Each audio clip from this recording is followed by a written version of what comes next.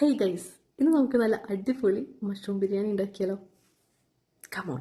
വളരെ സിമ്പിൾ ആയിട്ട് എന്ന ടേസ്റ്റിൽ ഒരു കോംപ്രമൈസും ഇല്ലാത്ത വീട്ടിലെ എല്ലാവരിൽ നിന്നും കഴിച്ച എല്ലാവരിൽ നിന്നും നല്ല കോംപ്ലിമെന്റ്സും അപ്രീസിയേഷനും കിട്ടുന്ന നല്ല ടേസ്റ്റി ബിരിയാണി നമുക്ക് പ്രിപ്പയർ ചെയ്യാം. സോ ആദ്യമേ തന്നെ ഞാൻ 2 ഗ്ലാസ് അരി എടുത്ത് കഴുകി കുതിർത്താൻ വെച്ചിട്ടുണ്ട്. ആ ഒരു സമയത്ത് കുക്കറിൽ നെയ്യും വെളിച്ചെണ്ണയും ചേർത്ത് നമ്മുടെ കയ്യിലുള്ള ബിരിയാണി മസാലകൾ ഉണ്ടല്ലോ, ബേ ലീഫ്, പട്ട, ഗ്രാമ്പു, ഏലക്കായ, കുരുമുളക്, അതെല്ലാം ചേർത്തതിന് ശേഷം ഒന്ന് മിക്സ് ചെയ്ത് കൊടുക്കുക. എന്നിട്ട് ആവശ്യത്തിന് ഒനിയൻ കട്ട് ചെയ്ത് ഇട്ട് കൊടുക്കുക.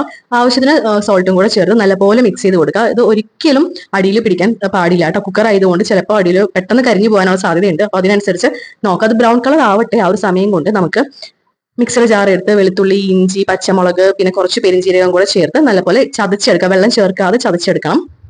ഇനി അതൊക്കെ മാറ്റി വെക്കുക. ഇനി ഒനിയൻ ബ്രൗൺ കളർ ആവാൻ ഇനിയും സമയം വേണം.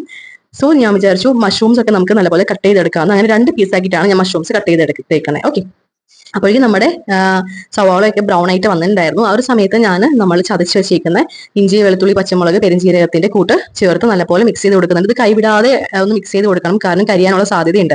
അത് നല്ലപോലെ റെഡി വന്നതിന് ശേഷം വേണം 1 സ്പൂൺ മല്ലിപ്പൊടി ആണെങ്കിൽ 2 സ്പൂൺ മുളക് പൊടി ഇടണം. കാരണം കേടും കൂടെ നമ്മൾ ആഡ് ചെയ്യുമ്പോൾ അതിന്റെ എരിവ് കമ്മിയാവാനുള്ള സാധ്യതയുണ്ട്. അപ്പൊ അതും കൂടെ കണക്ക് കൂട്ടിയിട്ട് വേണം മസാല ചേർത്ത് കൊടുക്കാനായിട്ട്. എന്നിട്ട് ആവശ്യത്തിന്, അതായത് 1 തക്കാളിയാണ് ഞാൻ ചേർത്ത് കൊടുത്തേക്കുന്നത്. 1 തക്കാളി നീളത്തിലാണ് കേട്ടോ ഞാൻ കട്ട് ചെയ്ത് കൊടുക്കുന്നത്. അത് നല്ലപോലെ ഫുൾ ആയിട്ട് കട്ട് ചെയ്തിട്ട് കൊടുത്ത ശേഷം നന്നായിട്ട് മിക്സ് ചെയ്ത് കൊടുക്കുന്നുണ്ട്. കാരണം ആ എണ്ണയിൽ കിടന്ന് തന്നെ ഇത് നന്നായിട്ട് വഴണ്ട് വരണം. ഓക്കെ, തക്കാളി നല്ലപോലെ വഴണ്ട് വന്ന ശേഷം നമുക്ക് ഒഴിവാക്കാൻ പറ്റാത്ത ഒന്നാണ് മാഗിയുടെ ചിക്കൻ ക്യൂബ്. അത് ഒരു കട്ടയാണ് കേട്ടോ, ഒരു ക്യൂബാണ് ഞാൻ ഇട്ട് കൊടുത്തേക്കുന്നത്.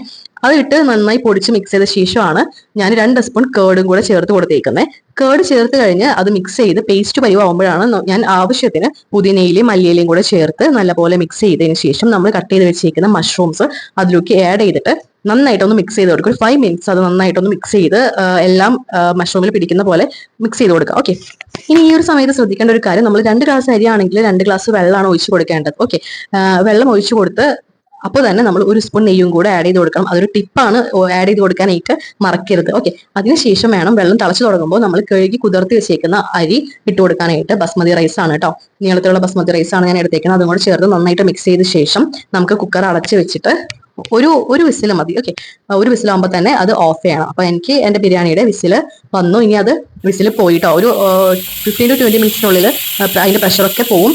എന്നിട്ട് നമ്മൾ ഓപ്പൺ ചെയ്ത് നോക്കുമ്പോൾ ഇതുപോലെ അടിപൊളിയായിട്ടുള്ള വളരെ ടേസ്റ്റ് ആണ്. നമ്മളിങ്ങനെ മെൽറ്റായി പോകും. ഇതിന്റെ കൂടെ നിങ്ങൾക്ക് ഹോം മെയ്ഡ് മയോണൈസ് ഒക്കെ ഉണ്ടെങ്കിൽ അല്ലോ അടിപൊളിയായിരിക്കും കേട്ടോ. ഞാൻ പിന്നെ ഇത് തന്നെ ധാരാളമാണ്. ഇതേ സെയിം പ്രൊസീജിയറിൽ നിങ്ങൾക്ക് chicken biryani, soybean biryani, beef biryani, fish biryani എല്ലാം ട്രൈ ചെയ്യാം. സെയിം പ്രൊസീജിയർ ആണ് കേട്ടോ. വളരെ സിമ്പിൾ അല്ലേ? മസ്റ്റ് ആയിട്ടും ട്രൈ ചെയ്യണം. വീഡിയോ ഇഷ്ടപ്പെടുകയാണെങ്കിൽ ലൈക്ക് ചെയ്യാം.